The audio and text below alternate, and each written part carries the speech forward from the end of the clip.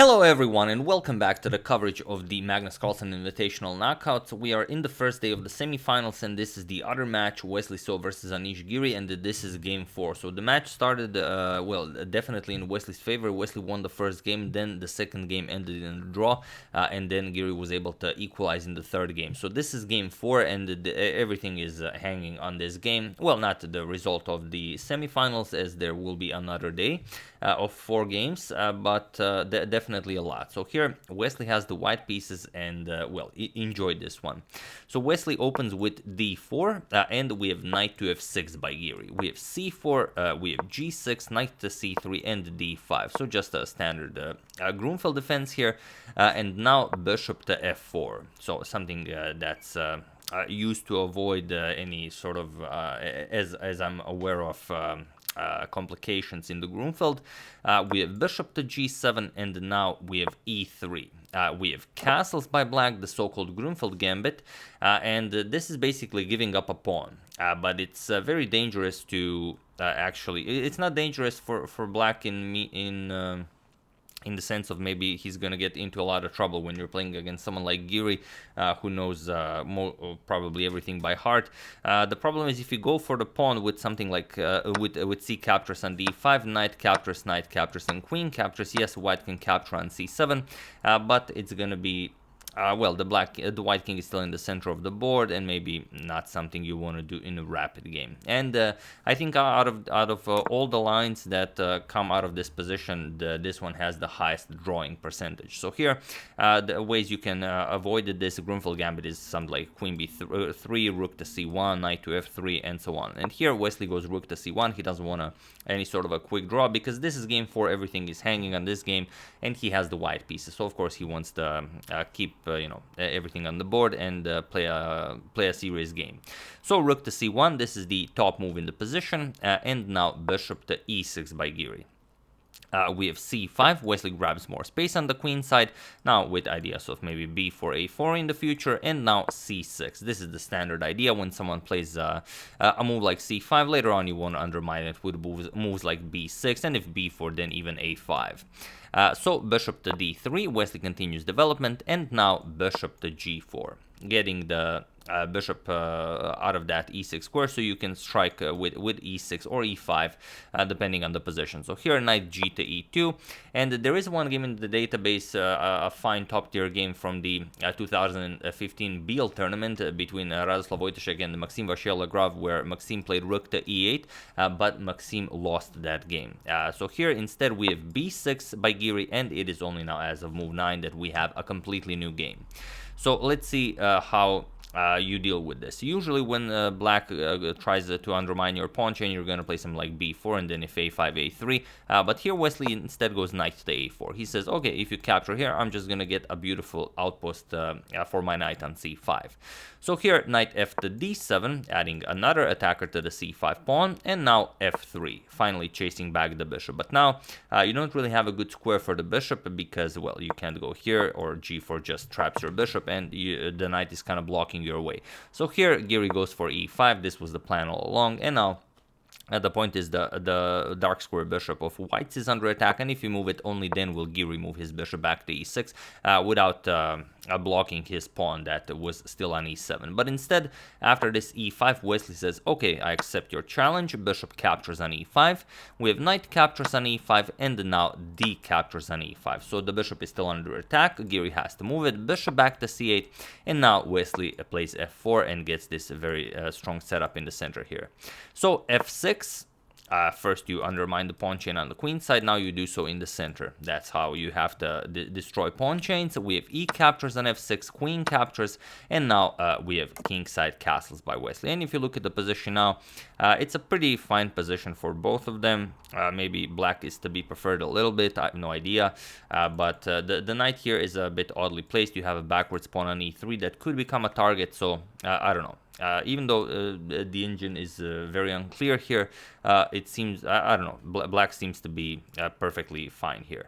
So instead, okay, we have queen to e7, going immediately after that weakness on e3, and now queen to d2 defending. We have rook to e8, Giri piles up on the e3 pawn, and now rook to f3, defending it once more, and now bishop to g4. So this is all very standard. We have rook to g3, still keeping an eye on the e3 pawn, and Giri trades here. We have bishop captures, and knight to d7. So a very quick trade in order to well, finish your development.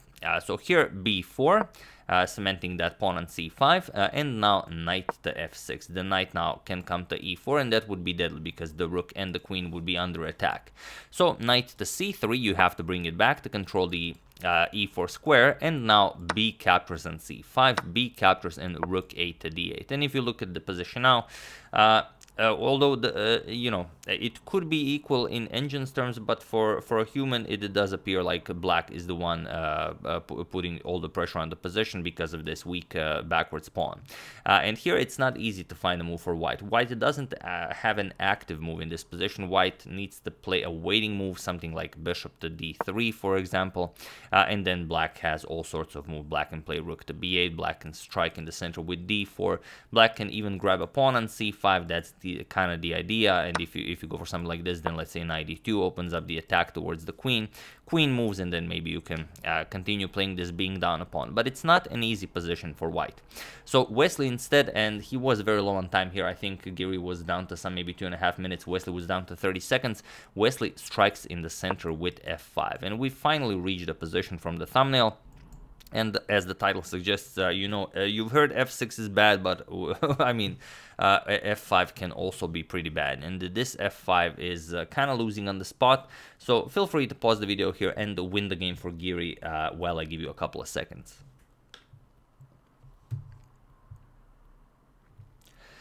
So for those of you who were able to do it, congratulations on finding the this elusive idea. And for those of you who just want to enjoy the show, it's bishop to h6. Bishop to h6, and white can resign. There really is no good move here. Bishop captures on e3 is coming, and that's just it. There's no way to defend the pawn. One way to defend it is to move the knight to d1, but if we do that, then we no longer defend the e4 square. So if you play knight to d1, knight to e4, and then white just loses material, and that's it. There's no point in continuing this. So here, had Giri played bishop to h6, it would be, I think, a quick resign for Wesley. There is some counterplay here with some moves like f captures and g6, but this is only for fun. It's not really doing anything. For example, bishop captures here, delivering check, rook captures, and then or queen captures, and then we can trade everything off. Captures, and captures, and then you can get one more capture here, and after king captures, we get this position where okay, maybe you can play this, but it would be of course a very easy win for black. Maybe if not for the passed d pawn, but it's completely winning for black. So although it's possible, it doesn't really matter because Giri did not play it. Giri instead said, okay, thank you for the free pawn. Giri just grabbed the pawn, and like I said, Wesley was very low on time, so Giri didn't want to spend too much time trying to find a better move because he knew the extra pawn was probably winning, so why not you know, save time. So here, rook to f1, Wesley will now try to organize some sort of an attack, and now knight to e4, getting the knight to this beautiful outpost and forcing a trade because now the queen and the rook are under attack. So knight captures, f captures, and now bishop to g4. We have rook to f8, and now Giri just, of course, wants the trade, and bishop to f5 now, avoiding the trade and preparing the queen to enter the game. We have rook to f6, now preparing to double up on the f-file, and the queen to e2 now, preparing queen to h5, so queen to f7, stopping that, and Wesley still brings the queen in with queen to g4. We have rook to f8, Giri now triples up on the f-file, and now rook to f2. So what do you play here? There are a couple of moves you could play, but some of them could be wrong, so be very careful. Feel free to pause the video here and find the only winning move for Giri while I give you a couple of seconds.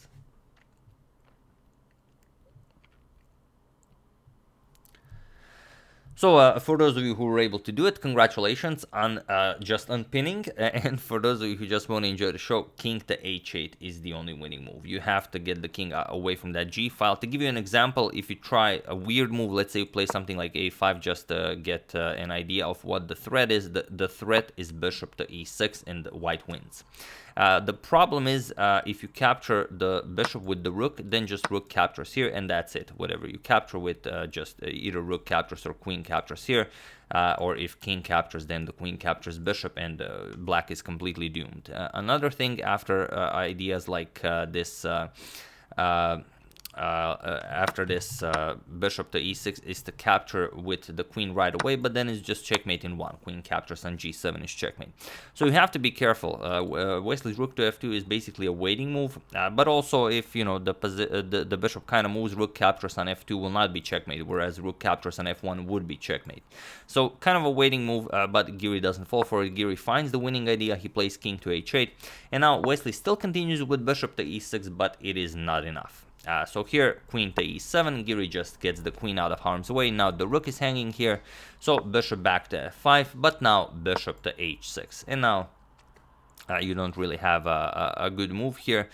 Rook to h3 was played, but now queen to e5. Again, with a triple attack on the bishop, but also going after the a1 square. And here, Wesley tried defending that a1 square, rook to f1, but now just rook captures on f5. And it seems like Wesley will be able to win back the piece because rook captures on h6, but not really. We have rook captures on f5, we have rook captures on f5, and it was in this position that Wesley so resigned the game.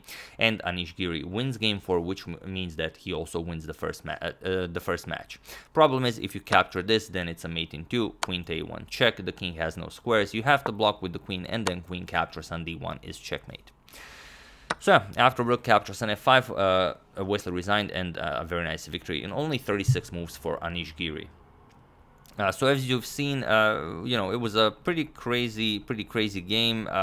Giri was playing a very safe line. Then Wesley, of course, declined to play for a known, maybe drawish line with the white pieces. He wanted to take his chances, but then he started spending too much time. And as Giri is extremely solid, it all went down to this position where Wesley tried to open up something for the attack with this f5 move, and then you know, it just didn't work. So this is one of those positions where, you know, the engine will tell you that, yeah, that's perfectly fine, maybe you can play it and you can hold it, but in a rapid game, I mean, if you look at it, it's definitely all black, because black's moves are somewhat intuitive and you can find them, whereas the white's moves are, you know, pretty much forced waiting moves. So I don't know, it's kind of difficult to play positions like that.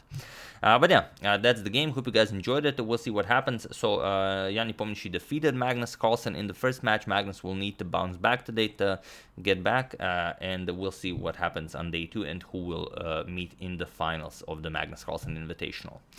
So yeah, hope you guys enjoyed it. I would like to thank Mr. Hoodie Guy, Pete Kawan, Robert Jackness, Nicholas